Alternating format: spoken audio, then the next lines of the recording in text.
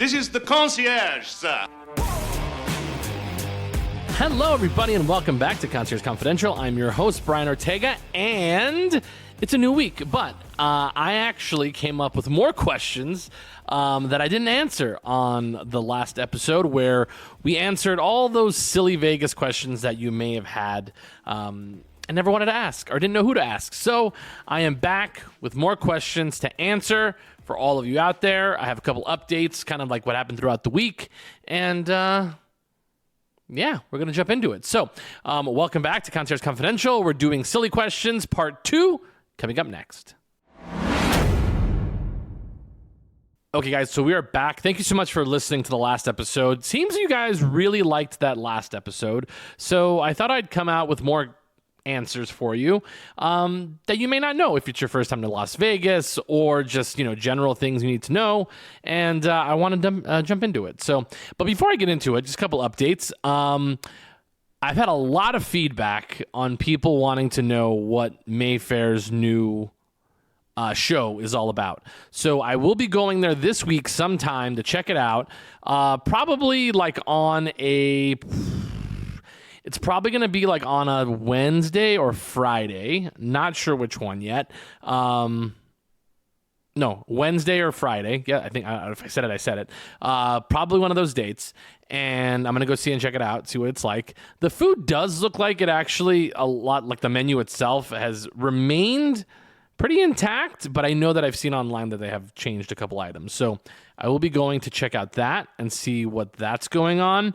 And then there's a new place that I want to try that I was very interested in, and it is the White Whale, which is in Fremont Street, East Fremont, which is the uncovered part, and it's in an old, like, where there used to be, like, just the cocktail room, or it used to have a different name to it, but looks interesting, because it actually feels very much like a San Diego-style lounge or cocktail bar. And I'm into that. So, because for those of you that have listened to the podcast a long time, San Diego, my favorite city in the entire world. Well, America at least. And I've gone there quite a bit. But I think that, I honestly would say that San Diego, to me, on the West Coast, is probably like the prime example of like cocktail rooms and bars. Just because they kind of do it right. They like really love doing like the old like retro 1950s. That's why I love that city. Is like everything, it's like modern, but it's not. Like they have such charm to it. It's sort of like when people like talk about New York like this. It's like, oh well, New York, it's like this city, it has this energy to it. And that's kind of the way that I feel about San Diego. Like I just love, like, obviously downtown, lots of homeless people. And like also Gaslamp like isn't cool, like unless it's like Saturday night, like in the middle of the summer, and there's like a million people down there. But like I've been down there on those days, and it's like so many things have closed, which I mean I blacked out like maybe 2 or 3 times in my life. One of those times being in San Diego, and it was awesome with my brother. Great memories. Like just it's one of those times like where you're like, man, I shouldn't have done that, but it was a great experience with my brothers. One of them ditched us. But Little Italy, still the shit. Great spots down there. Great restaurants. They have a lot of like old school spots, but also they have a lot of like new, like, trendy places. Man, I'm thinking about the city and I just like want to go there right now. But with that being said, the White Whale, which is on East Fremont Street, I definitely want to check them out. I like that they have like a back room, which is kind of cool. And it looks like it's good. So I do want to try that out on probably Thursday because it's ladies' night. And you gotta start dating out there, guys. Gotta start dating. So you gotta go target rich environments, hopefully. So with that being said, that has nothing to do with what we're talking about today, which is silly questions about Las Vegas, which this first one is actually not a question, more of a statement. So I was at Jason Aldean's, and it was during a Christmas time. It was during rodeo time, and this was like when somebody decided to buy out the top floor, which was super annoying because I went there for that specific reason. Guys, I had this sweet cowboy hat, cowboy boots, new shirt. It was on, and then it wasn't. But I really don't like, and this has nothing to do with those of you visiting, But like locals who go to the Strip and then complain about how expensive it is, you drove here. Like, you knew what you were getting into. You live here. You live in this world, as they say in Boogie Nights. You drove to the Strip. You know what you're getting into. Yes, it's expensive. I don't want to hear about it because you're here. Like, talk about that when you go to Durango at Bel Air Lounge and talk to your friends. Like, oh, my God, the Strip is so expensive. Don't want to hear it if you made it a concerted effort to get to the Strip and go out for a night. Don't want to hear about it. If you are a visitor, totally get it. Normal part of conversation. You don't live here all the time. It could surprise you. It surprises me. Like, I've done a couple staycations on the Strip, and like, it is very like isolating because like if you're not in your room and you go someplace else out into the casino, it's a lot of like, you're either going to be at a bar, you're going to be at like a table game, a slot machine. Not a lot of places just to sit and like not spend money. So I totally get it can be expensive when you're visiting. Totally get it. Although, like, go to the pools, go walk around the shopping mall inside of, because we stayed at Caesars when I did this last like staycation. So we were at Caesars. So walk over to Forum Shops, walk around, window shop, do that kind of thing. I like sitting at bars. I'm big, like, sit at a bar, have a drink thing. That's my thing. So I get it. But anyways, moving on away from that. So let's get into a couple of these first questions here. Which is this one actually was very annoying when it first happened, was when, I'm going to be old, when pot became legal, or when weed became legal in Nevada. Because there was like this whole sweeping thing like across the nation, like they were like decriminalizing marijuana.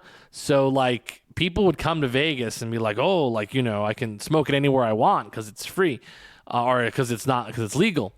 And a couple of things you guys should know is that technically you're only allowed to smoke marijuana in your house or a place that you live.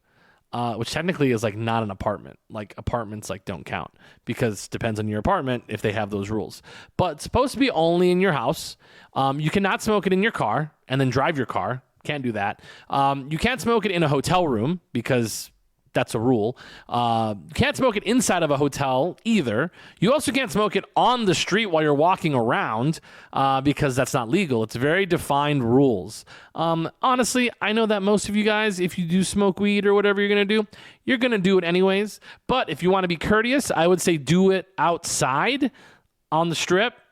Don't do it on Fremont, but people do it like more on Fremont. But do it outside. Just like inside of the casino, it's just like one of those things. Like we have to deal with smoke, which people are like, oh my God, like you can deal with smoke, but you can't deal with weed. Yeah, well, weed smells gross. To me, it smells even grosser. I know I'm old. I don't do it. But like it is kind of inconvenient. It's not cool. Same thing with like vaping is like super annoying. But like we live with it in Las Vegas, so we just can do without the weed thing. Also, my parents don't like weed, so don't do it. I'm hanging out with my parents because they're going to say, oh my God, it smells like a skunk. My parents are so old. It's one of the funniest things when they say that, which makes childhood even more funny when it did smell like a skunk. And I was like, oh, it's just weed. But no, you cannot smoke weed inside of your hotel. But they are opening more marijuana lounges, which you are able to smoke on the premises there. They typically do not serve alcohol at those places because they can't do it with the weed. So keep that in mind. If you're going to be doing it, do it at an establishment that has that's designated for it. I'll actually look up. So let's go marijuana lounges, Las Vegas. Because that actually just became legal very recently. So they have a couple of them. One of them that looks like it's being popped up to me it's called Dazed. That's interesting. They also have the Sky High Lounge that's downtown. So I think they have a thing called Weed Maps. That's pretty cool. But I also just went on Yelp, and it actually does have the top 10 marijuana bars in Las Vegas. So go on there. Planet 13 make the list. That kind of thing. It's not my thing, guys, but I mean, you guys come to Vegas, so that might be your thing. So I'm just trying to, be cool with everybody. So that's number one. Number two, this is actually an important one for planning when you come to Las Vegas, is you may or may not be aware, but we charge an exorbitant amount of money for a lot of things, but especially if you're going to be using the ATM inside of a casino. I feel like most people know this. They're kind of like aware to it, but sometimes I don't know exactly how much it is. So depending on the casino you're at, so if you go to local places like South Point, which is like where my home place is, they charge, I think, $3.99 for a fee, so an additional fee if you're taking money out. But if you go on the Strip, depending on where you are, I think the most I've ever seen was at Planet Hollywood, and it was like almost $10. It might have touched $12 fee to take out your money. So usually, if you're taking out money from your bank account, so like a debit card, it usually charges you a flat rate. So it's going to charge you, if it says it's going to be, $8, then it's $8. Doesn't matter how much you take out. So if you're going to do that, make sure you take out more than you think. So like if you're really only realistically going to use like $100, take out like $300 or $400, because at some point you're going to probably take out money again, and you don't want to have to get charged that fee every single time. So it's worth it to take it out of like a $300 or $400 ATM fee than it is a $100 ATM fee. It's better to take it out when it's like a larger amount, because nobody wants to pay money for taking out your own money. I get it.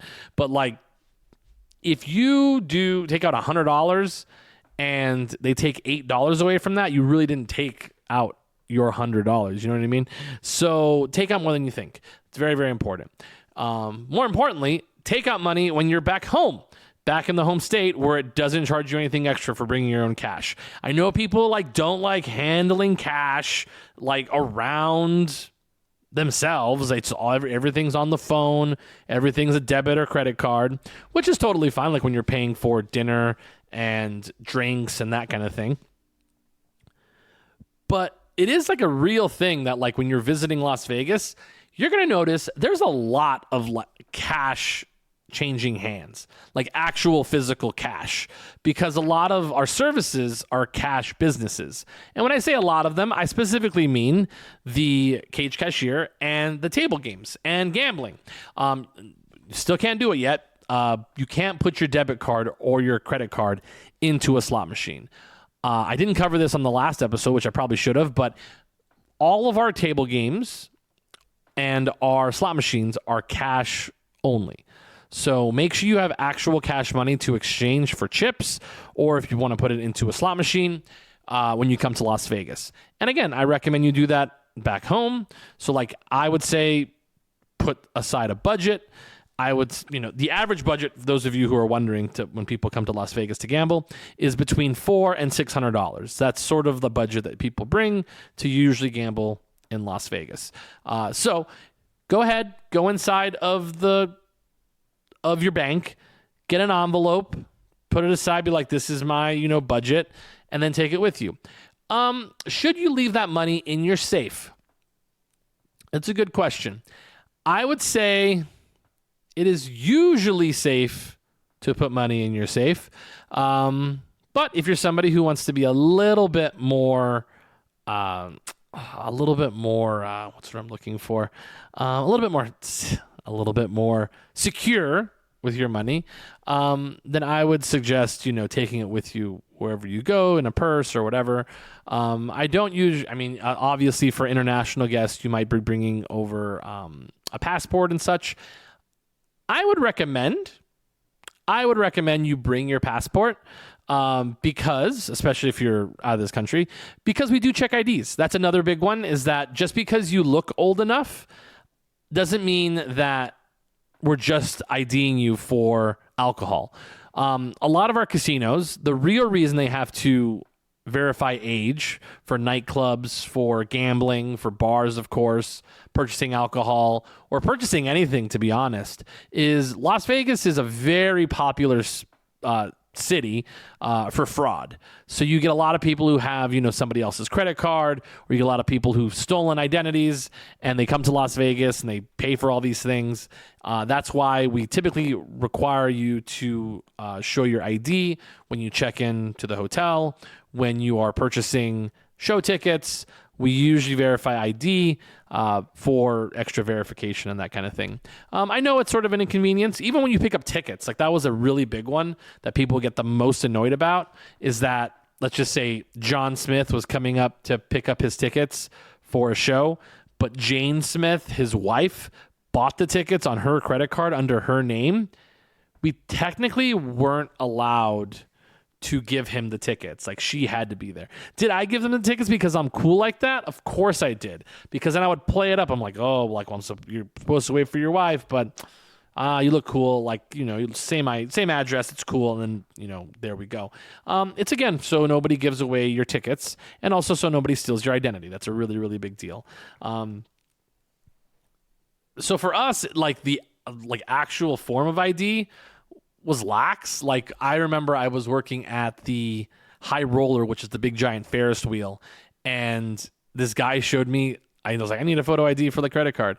And he showed me, he's like, I don't have an ID, I don't have a passport, but he showed me like his Department of Corrections ID that he was in, and I was like, cool, dude, like you're good. Which that was kind of a funny thing.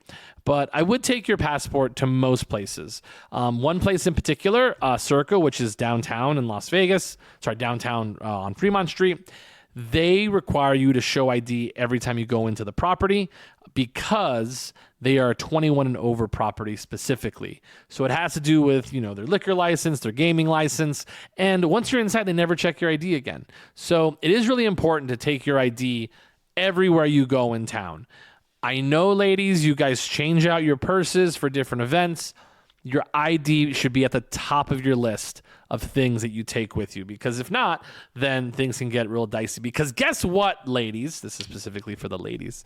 Do you know one of the ways, if you haven't listened to the episode, how to spot a prostitute in Las Vegas? They usually do not carry IDs. It's really, really weird. I think it's because it makes it more inconvenient for them to have to identify this person.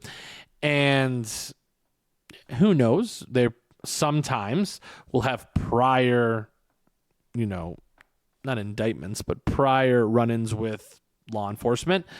And they don't want to show you their ID. They usually will figure it out. Cops usually figure it out.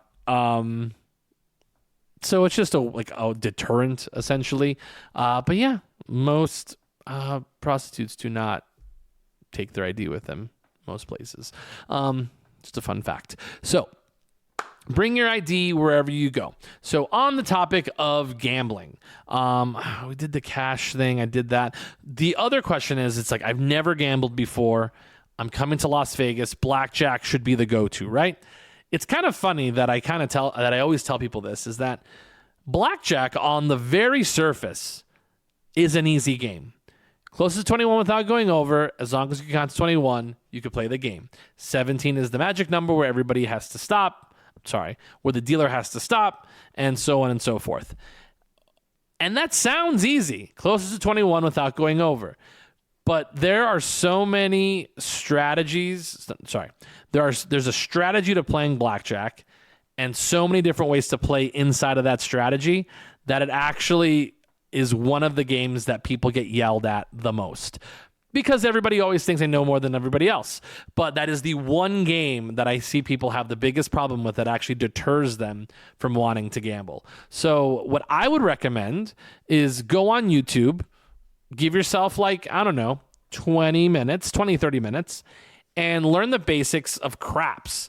Craps is one of the best games to play in a casino with the best odds, and usually it'll have a minimum that's somewhere around $15, which most blackjack tables, unless you find a lower limit, are going to be 25 or more. So if you can get to a $15 or $10 craps table, take $200, and there is no right or wrong way how to play. All you're going to do is take the money, $10, $15, and put it on the pass line. It'll say pass line. It's written out. And then once the little button goes to on, there's a little button on the table that's a black side and a white side. Once it goes to on, you put the same amount of money that's on the pass line behind it. So you're going to have essentially, like if it's a $15 pass line bet, and then we hit a number, you're going to put $15 behind that. So essentially you have a $30 bet on the table. But it's your best bet in the entire casino. It pays you true odds, the actual odds it takes to throw whatever number we're trying to throw again. And we just don't want to throw the number 7. That's the whole game. There is no more to that game. There is actually more to that game, but in terms of basics, when you go play craps, just remember, we do not want to throw the number 7. The number 7 is bad. It's very, very bad. If you have trouble remembering it, 7 is bad, bad, bad, bad, bad. We do not want to throw that number. And that game actually has one of the best rates on return. One of them. That's not the only one. There's like top 3 games in the casino. The other one being Baccarat, but like Baccarat's usually higher limit, kind of confusing for beginners. It's sort of like a version. It's really not blackjack, but like it kind of is. That's when I try to like explain it to people. And blackjack, the thing is, it cut out a lot of the house edge in blackjack, so there's not a super good edge to playing that game on the strip. I would recommend if you really do want to play blackjack or craps or roulette and you're a beginner, it does take a little bit of a drive from the airport because you're not going to be going to the actual strip. You're going to be going south of Las Vegas Boulevard or south on Las Vegas Boulevard to South Point, which I would say at this point is probably one of the best lower limit casinos to try because they do have tables that are $5 minimums, which is really nice. And they have $5 craps, they have $5 roulette, they have $5 blackjack. It's a really great place to learn how to play. Just know there's lots of old people there, and yes, they will tell you exactly how to play because they do not want to lose their Social Security check that day. So that's kind of important. But I would say one of the common mistakes people make when they say, I'm going to come to Vegas and I want to gamble, is they play blackjack because you're going to find out that it's harder than it actually looks. Like, it's easy for me. Like, I like to get drunk and play blackjack because I teach blackjack.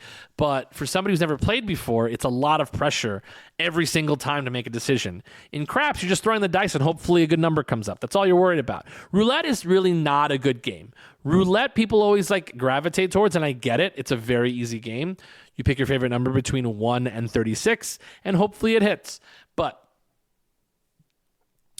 I've never seen someone actually win playing roulette. So I don't like to recommend it because I don't see a lot of winners in that particular game. So let's see here. So never gambled before. Cash. Oh, yes. This is another one. This is really quick. This is a really quick one. This is like more of a planning version of this question. It's summertime. Vegas doesn't care. I can wear shorts wherever I want. Doesn't matter. No. This is specifically for men, by the way. This is like a pet peeve of mine. When you're coming to Vegas, really when you're going anywhere, bring one nice dress up outfit. You may not wear it. You probably will. This being that when men come to Las Vegas, they think like, oh, because it's summertime, that we don't have like real dress codes inside of our restaurants or nightclubs specifically. And we do. We typically require you to wear pants, preferably pants that don't have holes in them. Preferably, if they're jeans, dark jeans, like really dark blue, or slacks. And then you don't have to wear like dress shoes, but it'd be nice. But just like some trendy, nice, clean shoes, just like white sneakers are very popular. Black sneakers are also very popular. But like, to go out sneakers. But just make sure they're clean. Like, just bring clean shoes because you never know where you're going to end up at. And then, like, shirt-wise, like, bring a button down if that's your thing. Bring a trendy shirt that you can, trendy that you think, like, like a plain black shirt, honestly, can kind of get you in a lot of places. You could throw a nice little bomber jacket on top of it or, a coat jacket. You don't have to bring a coat. It's not necessary. It's nice though, but just have like a nice like going out jacket, like a denim jacket, super fashionable. I mean, I'm not like the fashion police, but I'm just, from what I've seen out in town. Some Chelsea boots are great. But you're getting my drift here is that bring a pair of pants, and for the most part, 90% out of 100, you're going to be able to get into any nightclub or a restaurant, no problem. Just bring a pair of pants, preferably also with a belt, because come on, guys. It's really annoying. I saw somebody got turned away at the Eiffel Tower restaurant because they were wearing shorts, and I loved it. I'm not going to lie, guys. I am like a huge stickler for dress codes. Like, I think if we had more dress codes in Vegas, like it would still be classy Vegas. I get it. It's like, it's July and it's 110 degrees outside, but like, make an effort. Just make an effort. And again, this is really like 95% directed towards men who listen to this podcast, not listen to this podcast, but like men who come to Vegas in general. Because most women understand the assignment, as they say. They understand what they're doing when they come out. They know what to wear. I've never had to be like, oh, well, one time, but I've never been like, hey, like you should dress up to go out, or like, man, you need to dress up a little bit more. Most women, they understand what they're doing. Men, you guys need to figure it out. So bring a pair of pants. You'll be able to get into any nightclub or restaurant on the Las Vegas Strip. And yes, you have to wear pants. Just wear pants. So, one of the ones that I think is actually quite interesting, that many people make this mistake, is that when you're planning dinner and a show, specifically these two things, it takes a little bit more coordination than just pressing make a reservation. You have to kind of know where you're at. And one of the biggest things that I've seen is that people will make a reservation on one end of the strip, and then they have a show or concert they have to get to on the complete other side of the Las Vegas Strip.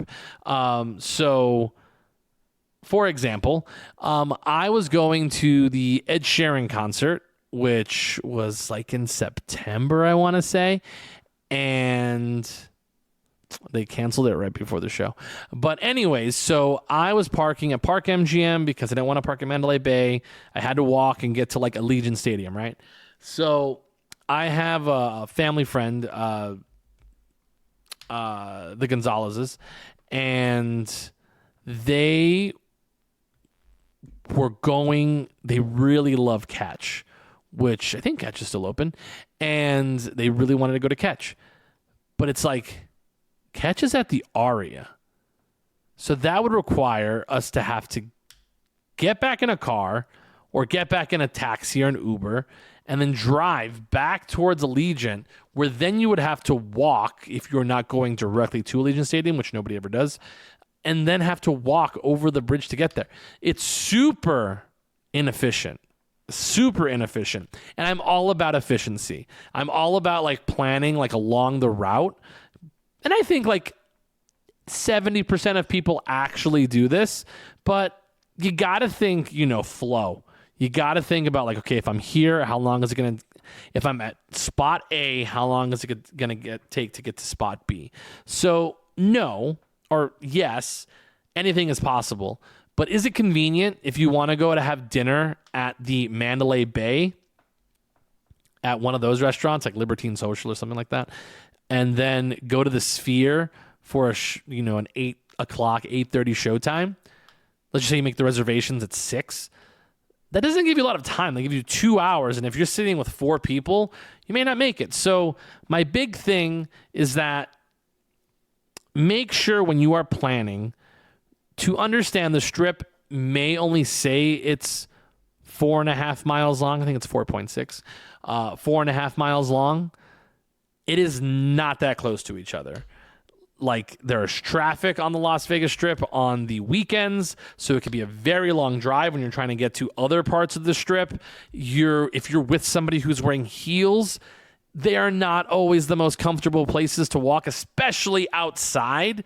Essentially, your heels were made, and casinos were made, to have you walk inside of the casino. We have beautiful plush carpet for your wonderful high heels.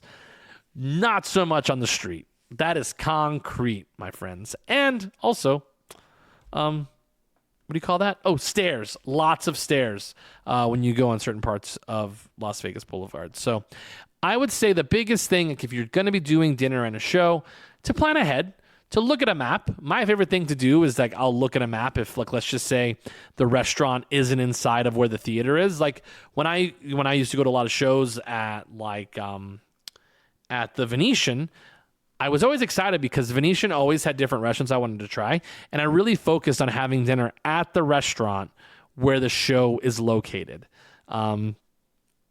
I think that's common sense, but some people are like, man, I really want to go to Hell's Kitchen, but then I also want to go see like the Backstreet Boys on a Saturday. Which honestly, if you can get reservations at Hell's Kitchen and go see the Backstreet Boys, more power to you. But if it's possible, because most places it's possible, try to like do the really fancy dinner, the one that's like the one, on a different night than where you have to be at the show. Like if it has to be that specific restaurant. If not, I would try to find something closer to the restaurant or closer to the theater. Usually a casino over is not a lot, but that's also like use your common sense. A really good example is if you're going to go see O at the Bellagio and you want to have dinner at, let's just say, Caesar's Palace, that sounds like in your head like, oh, that's not that far. That is a very far walk. So maybe like look at a map and see that like, oh, I want to go eat at, Water Grill or the Palm, which is deep inside of Caesar's Palace. And then you want to go to O. So that means you got to walk all the way back through the casino, back to the front of the hotel where the strip is, up a bunch of stairs, across the bridge, through the casino, over the woods, and boom, you're at the O Theater. So it actually can be a very long walk, even if it's a casino over. So do it like at your discretion, or ask me. That's always a good way to do it. So if you do want to ask me, just message me on ConcertConfidential_LV, or you can message me on my personal one, which is Brian_Ortega26, which a lot of movie content out there right now. Just saying, guys, a lot of good stuff. Go check it out. If you like betting on the Oscars, I would do a podcast for it, but like nobody ever ends up listening to it, and I'm always disappointed. So I do short form content, and it's more fun. But try to book stuff that's close to the theater. That's really the thing. You can't move the theater. The show's only there. But what you can do is you can figure out, okay, I want to do steakhouse. What steakhouse is at this place? So you got to do a little bit of research on your own. That's sort of like being an adult. But a big mistake people make, which this is kind of where it stemmed from, is that you make reservations in like completely different parts of town. Like you're going to go to the Sphere, but you're eating dinner at Barry's, which is it's just inside of Circa. Like that's a long night. That's a very expensive evening. Like it adds to the bill. You know what I mean? So you can go eat at Delmonico's. Eat at Delmonico at Venetian. The steak is like just as good. And then they even also have like Smith and Wollensky. Oh, favorite place, so good. That's also in the Venetian. So like they have multiple places. So make sure you just do a little bit of your own research, and it'll actually make like your night a little bit more enjoyable because you're not running to the next thing. You're able to, this is like sort of my analogy of going to New York. Like if you're going to go see a Broadway show, this is what I love planning. It's great. It doesn't help when like the subway's late. That does suck. Can't fix that. But I was going to see Phantom of the Opera in New York, and then we had to find like a really nice like restaurant that wasn't Chili's or TGI Fridays, excuse me. And we found one, and boom, it was like within walking distance of the Phantom of the Opera. It takes a little bit of work, but that's the fun part of like planning trips sometimes. You don't have to plan everything, but plan the big moments in the trip. I think that's always a fun thing to do. So with that being said, I think we've covered a lot. We covered a lot of really kind of standard questions, to be honest. Oh, I forgot to mention this one in the last episode because I said, if you check in early and they don't have your room ready, just what do you do? You can leave your bags at the bell desk obviously for free, and then they'll send them to your room. But this is the one that people don't know. Is that, let's just say you're not staying at that hotel anymore. So like, let's just say you are at the Vidara. So you're at the Vidara.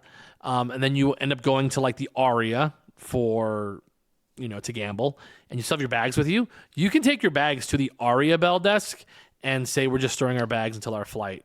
And then they usually will take them. I mean, the Aria was a bad example because those guys are, it's the Aria.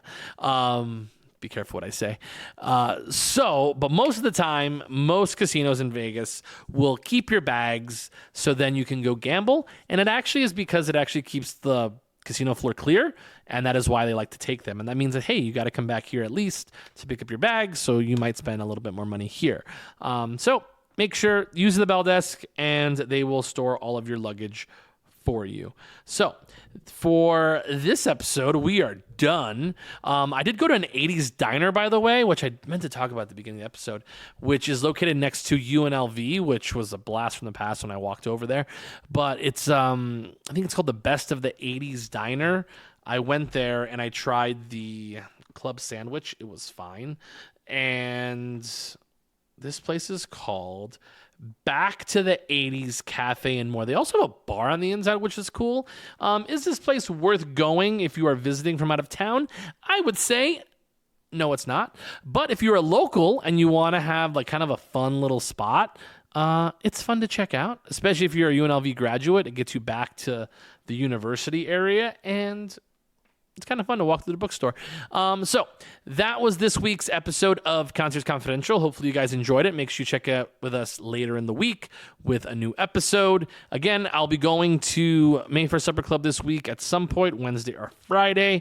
And then I'll also try to be checking out White Whale, which is probably on Thursday. I'll check it out. So I'll have to have a review of that coming up soon. So thanks again, everybody, for listening, and make sure to subscribe to the podcast. Make sure that you like and review the podcast. Follow me on Instagram, which is ConsciousConfidential_LV, or you can follow me at Brian_Ortega26 on the personal account if you want more stuff that is going on in my everyday life. So thanks again, everybody. Really appreciate it. Hope you guys have a good week. If you see me out in town, which you probably will this week, come up and say hello. But remember, keep it confidential.